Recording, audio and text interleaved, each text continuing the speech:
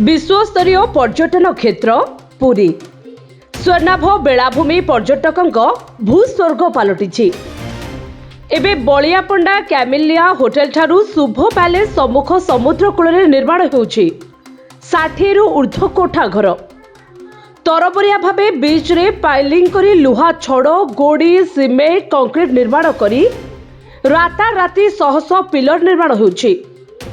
धर्म को आखिठार परी समिति जरिया रे कोठा घर निर्माण होउछि। साप कोठी मत्स्य अवतरण केन्द्र नामकरण करा जायछि।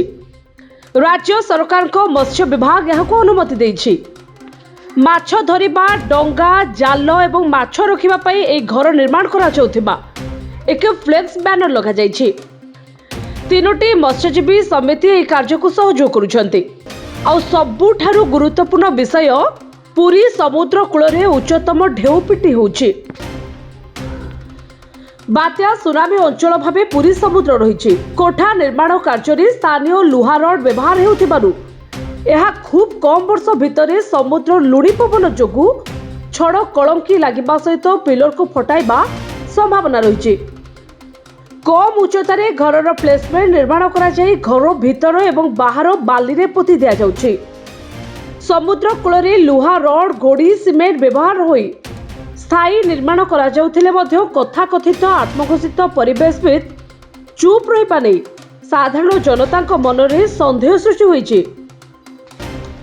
अन्य पक्षरे समुद्र कूल उठा दोकानी मानकु उठी जिबा पई पौर संस्था नोटिस दैछि। ए कोठा घर जोगु रास्ता रे चाली करी जाउथिबा एवं बाइक रे जाउथिबा पर्यटक समुद्र दर्शनरु वंचित हेबे। जाल डंगा एवं माछ गदा हेबा फल से गंधरे पर्यटक असंतोष व्यक्त करेंगे। किछि वर्ष तले पुरी होटेल सम्मुख में थिबा कॉफी सेंटर निर्माण गृह बेलाभूमि महोत्सव मंडप एवं अन्य केतक मंडप को केतक परिवेशविद विरोध कर भांगी देथिले। ए गृह निर्माण जोगु समुद्रकूल पाचेरी को लगी निर्मित चलापथ अवरोध करुछि।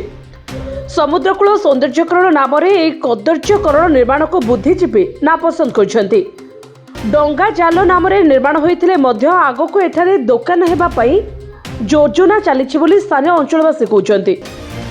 तेबे गोड़ीबोला मेसिन एवं जेसीपी मेसिन व्यवहृत होई बाली को नष्ट कर दिया जाउछि। अन्य पक्षरे समुद्रकूल निर्मित सी फेसिंग होटेल गुडी को पर्यटकों पई दृश्यमान व्यवस्था रे व्याघात सृष्टि करिबो। गोड़ी छड़ एवं गुंड इटा जोगु से अंचल अपरिष्कार हो उठलानी। तेबे तुरंत ए निर्माण को बंद करबा पई राज्य प्रशासन जिला प्रशासन पौर संस्था मत्स्य विभाग जंगल विभाग एवं प्रदूषण निराकरण बोर्ड दृष्टि देबा पई साधारण रे अभियोग होइछि। ब्यूरो रिपोर्ट जेहेवा न्यूज।